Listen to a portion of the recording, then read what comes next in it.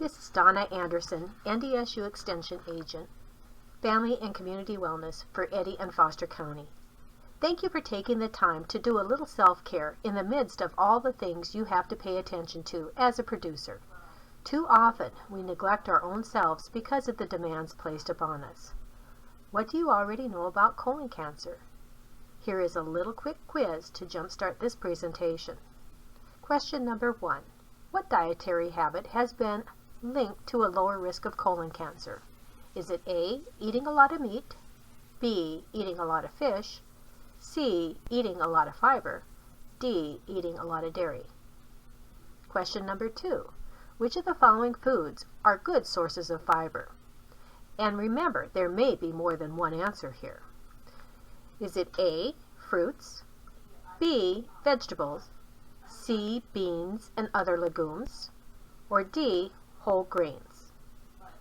Question number 3. At which age should most men begin screening for colon cancer? Is it at age 35, age 45, age 55, or age 65? Did you know that North Dakota has a higher rate of colon cancer than the rest of the United States, with 42.9 cases per 100,000 men as compared with 38.9 cases per 100,000 men in the United States? Chances are you know of someone who has had colon cancer.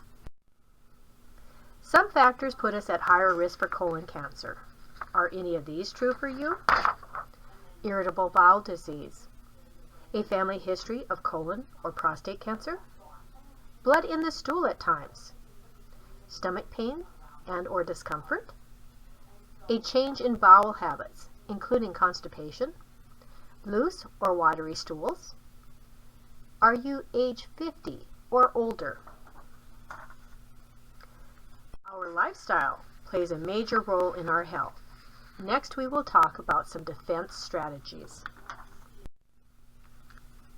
Check with your healthcare provider to see when he or she recommends screening for colon cancer. Have the screenings your healthcare provider recommends. At age 45, many healthcare providers recommend screening for colon cancer. Colon cancer screening often involves either a colonoscopy, which is a camera-based test to detect polyps, or a stool test, known as an FOBT or FIT, which can be done at home and mailed for analysis. Next, we will talk about some defense strategies against colon cancer, including eating more fruits and vegetables, beans, and whole grains. What are some of the strategies to eat more fruits and vegetables? Let's think for a moment about eating 5 cups of fruits and vegetables daily, which is the recommended amount for most men. Let's start with a breakfast. Try a veggie-heavy omelet. Some ideas to include on your omelet are onion, bell pepper, spinach, and tomatoes. And why not add a half cup of cut-up fruit on the side? There are even more possible answers to be found at myplate.gov. Plan on some vegetable main dishes each week, such as a stir-fry or soups. Add and add and add even more vegetables. There are so many ways that you can add vegetables to your current dishes. Add vegetables to pizza to thicken soups and stews with cooked pureed vegetables such as potatoes, and add chopped vegetables like peppers and onions and mushroom and summer squash to spaghetti sauce. For the original fast food, choose vegetables as snacks. Cut up carrots will travel well in a lunchbox and can be eaten on the go. Plan to eat salads as main dishes each week, such as a grilled chicken salad loaded with lots of colorful vegetables. And don't forget to use spinach or romaine instead of iceberg lettuce to pack in even more nutrients. Use dipping sauces or low-fat dressing for raw vegetables, or try roasted vegetables. Roasting gives vegetables a richer, sweeter flavor. Want to get your children to eat more vegetables? Have them choose vegetables to buy at the grocery store. They can even be involved in preparing them at home. Remember your beans. They add new flavors, colors, and textures to salads and other dishes. Make it easy. Have pre-cut vegetables available at work and at home in the refrigerator. Make the healthy choice the easy choice. And try frozen vegetables. Just zap them in the microwave and eat them. Visit your local farmer's market to get good buys. You might learn some new vegetables that you have not tried. Beans provide protein, fiber, vitamins, and minerals. The type of fiber in beans is good for our digestive system and for our heart. Beans can be used in a variety of ways in our menus. Check out all the bean resources on our NDSU Extension website. We have a whole page devoted to them.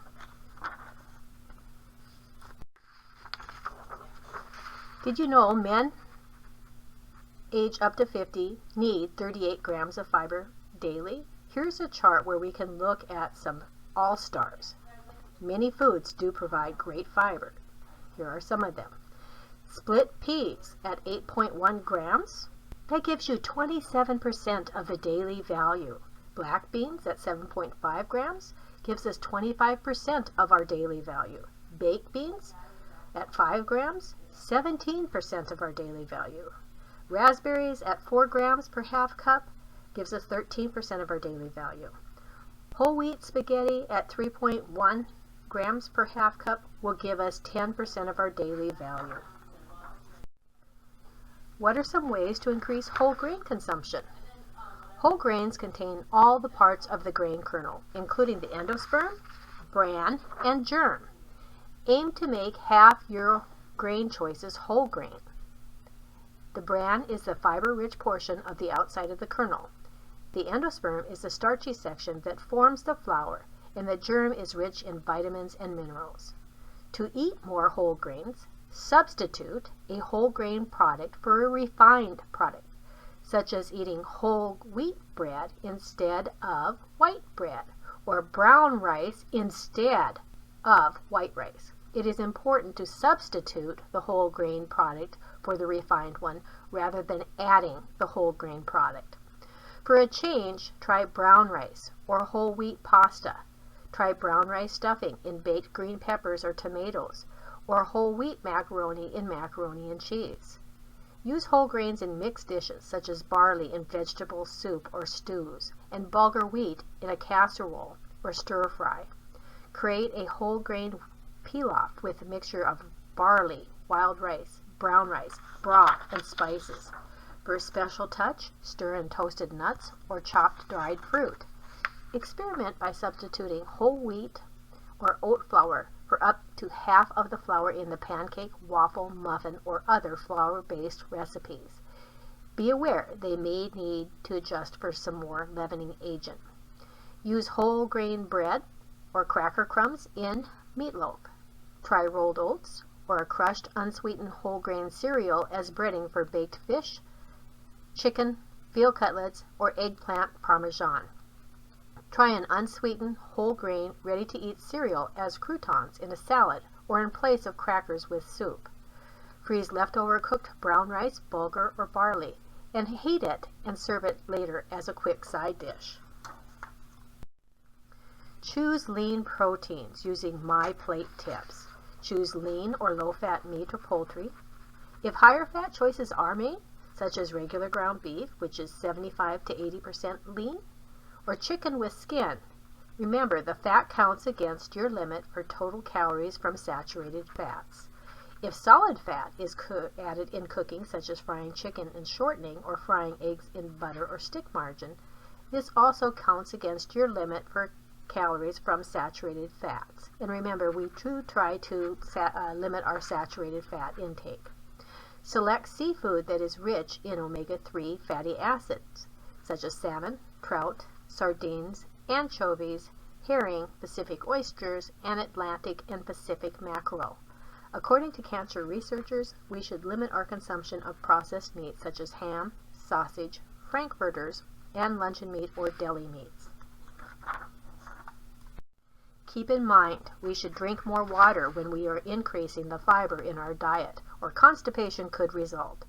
Fluid needs are based on our calories. If you are eating about 2,000 calories per day, you will need about 2,000 milliliters of water. That's about 2 quarts, 8 cups All fluids count, even the fluid in fruits and vegetables. Thank you for participating in today's lesson. Now let's take a brief moment to review the answers to the quick quiz that we had at the beginning of our presentation. In question number 1, we asked what dietary habit has been linked to a lower risk of colon cancer. And our choices were eating a lot of meat, eating a lot of fish, eating a lot of fiber, eating a lot of dairy. And of course, we have found out through this presentation that the answer is fiber. Fiber is so important for colon health.